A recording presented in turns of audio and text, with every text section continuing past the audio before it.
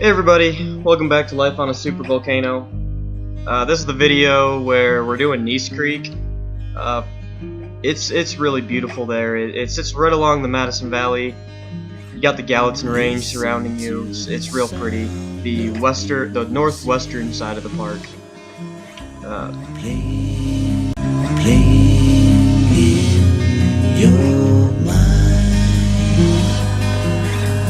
Listen to the sweet vibrations echoing in time.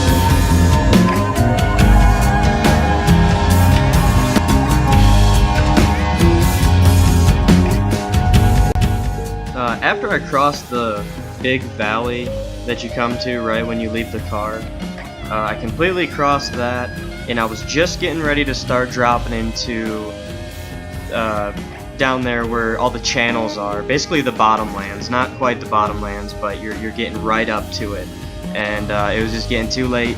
It was too cold, so I decided I was just gonna come back the next morning.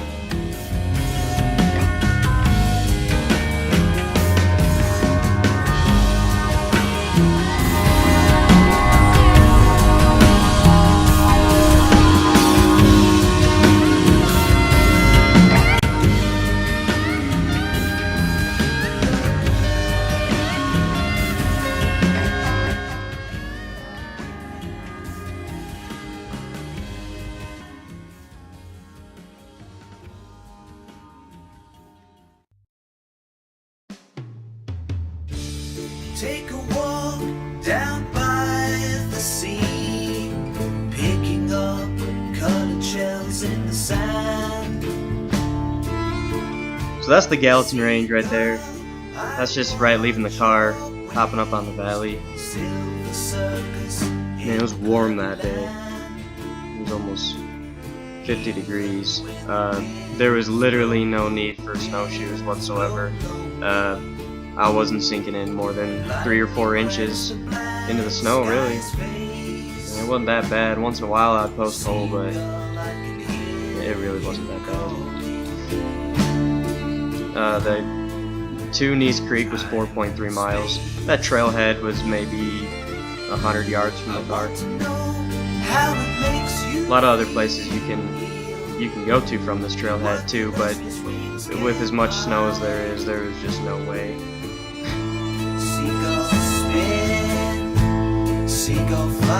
Yeah, that's getting close to Campanula Creek,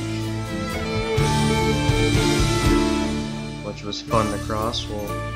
I'll show you that here in a minute. So this is coming up on the creek.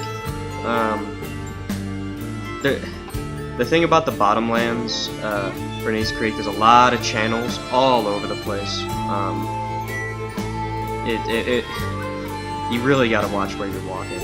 This creek now, there was no way I could cross this creek. It was not strong enough to hold me. I attempted this. I looked everywhere for a place to cross, and it wasn't happening, except for this little wooden plank. So let's take a look at this video here.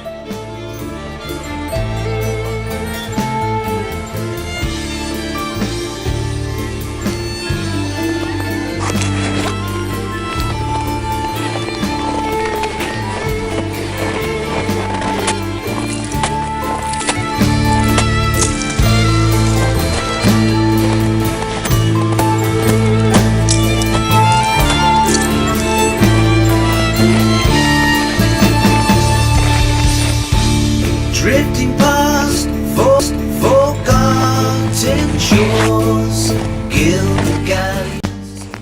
Okay, so I actually skipped over me hacking away at that with the shovel because that is solid ice. I'm not even kidding you. You can, I mean, I could not scrape any of it off. I mean, I got like the top layer enough for me to walk on it, but I mean that's it. Cast a shroud upon morning's trees. Seagull, I can hear you calling me. Time and space. I want to breathe the voyage of your days. How do things look through freedom's eyes? Seagull spin, seagull fly through the sky.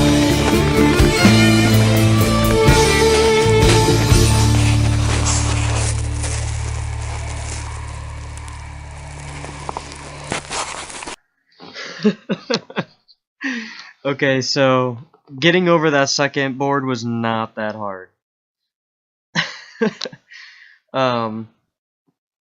Right after that, I would say we were at the 2-mile mark. From there, I then had to cross the entire side of this mountain while dropping into the bottomlands of Gneiss Creek. It was great. It really was. Them last 2 miles really, they were rough, and in some parts that snow did get pretty deep, but it was well worth it.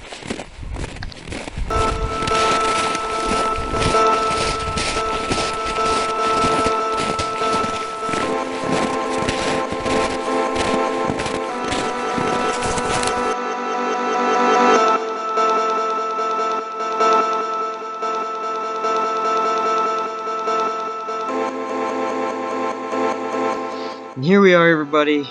Bottomlands of Gneiss Creek, 4 miles completed.